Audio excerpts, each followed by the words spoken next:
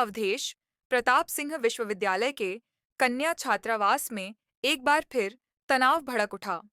अल्फिया विवाद के बाद अब आयशा परवीन नाम की छात्रा द्वारा सनातनी छात्रा की पूजा पद्धति पर सवाल उठाते हुए बर्बर मारपीट किए जाने का गंभीर मामला सामने आया है। घटना 24 नवंबर की रात की बताई जा रही है। पीड़ित छात्रा स्मिता के मुताबिक वह अपने कमरे में शांत बैठकर पूजा कर रही थी। तभी उसकी रूममेट आयशा परवीन कमरे में पहुंची और पूजा स्थल पर ही सिगरेट का गुल झाड़ने लगी। विरोध करने पर आयशा ने न सिर्फ सनातनी पूजा पद्धति पर तीखे शब्दों में आपत्ति जताई, बल्कि यह तक कह दिया, भगवान तेरे हैं मेरे नहीं। विरोध बढ़ता देख आयशा परवीन ने अपनी एक सहेली को बुलाया और दोनों ने मिलकर स्मिता के साथ जमकर मारपीट की। घटना के बाद पीड़ित छात्रा ने इसकी लिखित शिकायत वार्डन और कुलगुरु को सौंप दी, लेकिन 3 दिन बीत जाने के बाद भी कोई ठोस कार्रवाई नहीं की गई। इसके बाद मामले ने तूल पकड़ा और अखिल भारतीय विद्यार्थी परिषद ने विश्वविद्यालय प्रशासनिक भवन में जोरदार प्रदर्शन शुरू कर दिया। संगठन ने पीड़ित छात्रा की सुरक्षा व आरोपी छात्रा के खिलाफ एफआईआर दर्ज करने की मांग रखी। इस बीच कुलगुरु राजकुमार कुडरिया ने बयान देते हुए कहा कि छात्रा की शिकायत मिली है, वार्डन से रिपोर्ट मांगी गई है और पूरे मामले की जांच के लिए कमेटी बनाई जा रही है। लेकिन सवाल बड़ा है, छात्रा पर हमला और धार्मिक आस्था पर टिप्पणियों जैसे संवेदनशील मामले में क्या सिर्फ जांच कमेटी ही पर्याप्त है? और आखिर 3 दिनों की देरी क्यों? कन्या छात्रावास में लगातार बढ़ रहे विवादों ने प्रशासन की कार्यशैली पर गंभीर सवाल खड़े कर दिए हैं।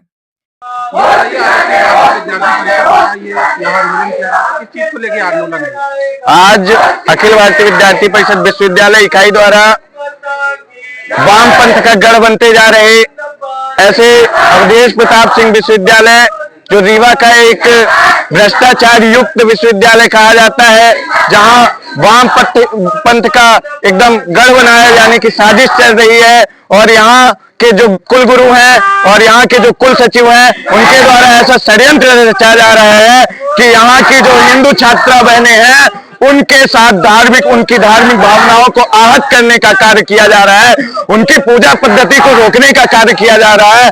जो हॉस्टल की वार्डन है उनके द्वारा उस मुस्लिम छात्रा को संरक्षण दिया जा रहा है कि आप ऐसा करो। उसके साथ लगातार प्री प्लानिंग करके 4 छात्राओं द्वारा उसके रूम को बंद करके और अंदर से मारा जाता है। साथ में छात्रा का नाम क्या है? मुस्लिम छात्रा का नाम है आयशा परवीन, वो बायोटेक की छात्रा है। उसके द्वारा इस तरह का कृत्य किया जा रहा है जो कि अपने रीवा शहर में एक शर्मसार घटना है। मेरे को आज ये आंदोलन करने की नौबत आज पड़ी है और आज आप देख रहे हैं कि विश्वविद्यालय में हम लोग आंदोलन कर रहे हैं। इतना यहाँ के छात्र छात्रा नारे लगा रहे हैं, फिर भी कुलगुरु को के कानों में जू तक नहीं रखती है। इससे पहले अल्फिया का भी मामला सामने आया था, उसमें भी एबीवीपी ने इसी तरह का प्रदर्शन किया था। क्या इसी तरह एबीवीपी प्रदर्शन करती रहेगी और जो विश्वविद्यालय प्रबंधन है वो अपने ढर्रे पे चलता रहेगा? जी बिल्कुल। एबीवीपी जो है तो लगातार, यदि चाहे वो कोई भी छात्राओं के साथ यदि उनकी अस्मिता पे बात आती है तो विद्यार्थी परिषद लगातार प्रखर होकर के और फ्रंट पे आकर के उनकी न्याय की लड़ाई लड़ती है।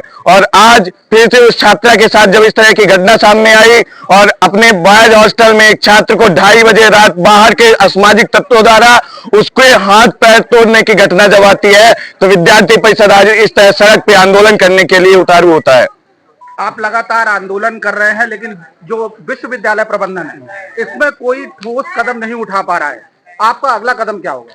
यदि विश्वविद्यालय इसी तरह अपने रवैये पे रहा तो विद्यार्थी परिषद यानी तालाबंदी और उग्र आंदोलन के लिए बाध्य होगी, जिसकी संपूर्ण जिम्मेदारी विश्वविद्यालय प्रशासन की होगी। अभी विद्यार्थी परिषद केवल एक मांग को लेकर के यहाँ पे आया हुआ है, वो है हॉस्टल के जो वार्डन है, चाहे वो प्रोफेसर रामभूषण मिश्रा जी हो, चाहे गर्ल्स हॉस्टल की जो वार्डन है नमिता श्रीवास्तव हो, उनको हटाने की मांग को लेकर के विद्यार्थी परिषद आज यहाँ पे आंदोलनरत है। पशुपतिनाथ पांडे, जिला संयोजक विद्यार्थी परिषद रीवा। ये बताइए, आज आप लोग धरना प्रदर्शन कर रहे हैं, इससे पहले अल्फिया का मामला आया था और आज आयशा परवीन का, क्या कुछ पूरा मामला है? आज का मामला ऐसा है कि 25 तारीख को रात में आपके छात्रावास में क्या एक सीनियर छात्रा रहती है और एक जूनियर छात्रा, साथ में ये दोनों रूममेट्स हैं। तो जो जूनियर छात्रा थी तो उसकी और सीनियर छात्रा के आपस में कुछ बातों को लेके बहस हुई। बहस का मामला ये था कि जो सीनियर छात्रा थी तो क्लास में सिगरेट वगैरह पिया करती थी, तो उन्होंने कहा, जूनियर छात्रा ने बोला कि आप ऐसा मत करिए, यहाँ पे हमारे भगवान रखे रहते हैं। तो उस छात्रा ने ये कहा, सीनियर ने बोला कि आपके भगवान है, ये हमारे भगवान नहीं है। तो इसी बात को लेके उनमें बहस हुई। उसके बाद ये मामला फिर खत्म हो गया। उसके बाद उस सीनियर छात्रा ने अपने दोस्तों के साथ मिलके उस पे जो भी योजना बनाई, उसके बाद उसने 25 तारीख को रात में उसके साथ मारपीट की और उसको अकेले रूम में बंद करके 4 छात्राओं ने मारा और बहुत ज्यादा मतलब उसका गला वगैरह दबाने की कोशिश की गई।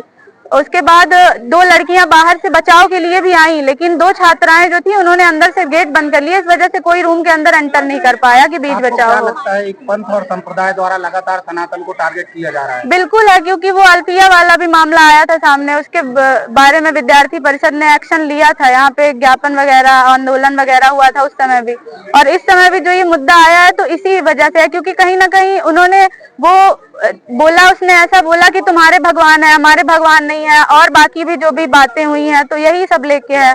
क्या आपको नहीं लगता है कि इसे विश्वविद्यालय प्रबंधन को इसमें तत्काल कार्रवाई करनी चाहिए और जो आरोपी छात्राएं हैं उनके विरुद्ध FIR दर्ज होनी चाहिए? इसी वजह से हम यहाँ पे एकत्रित हुए हैं कि कुलगुरु महोदय इस चीज के लिए जल्द से जल्द कोई एक्शन ले, क्योंकि छात्रा ने बताया हमें कि हम गए सर के पास, 1-2 दिन वो आई, आसपास घूमी, उन्होंने बोला भी, लिख के भी दिया, लेकिन फिर भी कोई एक्शन नहीं लिया गया। इस वजह से जब हमें पता चला तो हमने आज यहाँ पे धरना प्रदर्शन किया, जिससे जल्द से जल्द कोई एक्शन लिया जाए। क्या नाम है? दीपा सिंह तोमर, विश्वविद्यालय इकाई मंत्री। सर, इससे पूर्व अल्फिया का मामला भी प्रकाश में आया था, जिसमें उसके द्वारा एक धर्म को टारगेट किया गया था। ये दूसरा मामला निकलकर सामने आया है जिसमें एक पंथ या संप्रदाय के लोग हैं जो सनातन को टारगेट कर रहे हैं। इसमें अगर बच्ची के साथ मारपीट हो रही है और ये मामला आपके संज्ञान में आया था, तो क्या आप लिखित आवेदन का इंतजार कर रहे थे? क्या विश्वविद्यालय प्रबंधन इसमें सो मोटो नहीं ले सकता था? इसमें क्या है, देखिए कि जब हम कार्यवाही करें तो एक ठोस आधार होना चाहिए, क्योंकि वार्डन वहाँ की देखरेख करते हैं। तो मैंने वार्डन से लिखित मांगा हुआ है कि आप उसमें लिख करके दें, और उसकी भी एक हमने प्रोसीजरल बोर्ड इसलिए की ताकि हमको निष्कासित करना पड़े, कुछ भी करना पड़े तो हमको एक कंसेंसस चाहिए। और उसके साथ में क्या है कि हम किसी भी धर्म विशेष को ठोस यदि कोई पहुँचाता है तो वो क्षम्य नहीं है, तो उसको हम गंभीर कार्रवाई में लेंगे और सर जल्दी से जल्दी कार्रवाई जल्दी। सर, इसमें जो छात्रा है, छात्रा ने लिखित शिकायत भी आपके पास दर्ज कराई, इसके बाद भी आप वार्डन का लिखित प्रतिवेदन का इंतजार करते रहे? मैंने परसों ही, बच्ची मुझे दोपहर में मिली थी और आकर के उसने मुझे बताया, निशान भी बताया, मैंने देखे उसको, और उसी दिन सेम डे मैंने जो है ये आदेश कर दिया था। और आज उसके, चूंकि आप लोग आगे, चूंकि दीक्षांत समारोह भी है, उसमें व्यवस्थाओं में लगा हुआ था, और आज ही उसी संबंध में संज्ञान नहीं ले रहा था कि उसकी बैठक का क्या होगा। तो कल बैठक तय हो गई है और कल इसमें निर्णय होगा। सर, कई बच्चियां मिलकर उस अकेली बच्ची के साथ बंधक बना के मारपीट करती हैं, तो इसमें विश्वविद्यालय प्रबंधन ने अभी तक FIR दर्ज क्यों नहीं करा? नहीं, चूंकि मेरे संज्ञान में अभी परसों ही आया है ये बात, तो हम उसमें जो भी आवश्यक होगा हम उसमें जरूर कार्रवाई करेंगे। सर, वो मतलब छात्रा भी न्याय के लिए भटकती रहेगी? नहीं, देखिए FIR करने की आवश्यकता होगी तो वो भी करेंगे, जो भी आवश्यक, निष्कासित करने की आवश्यकता होगी तो वो भी करेंगे, जो भी न्याय की कार्रवाई होगी।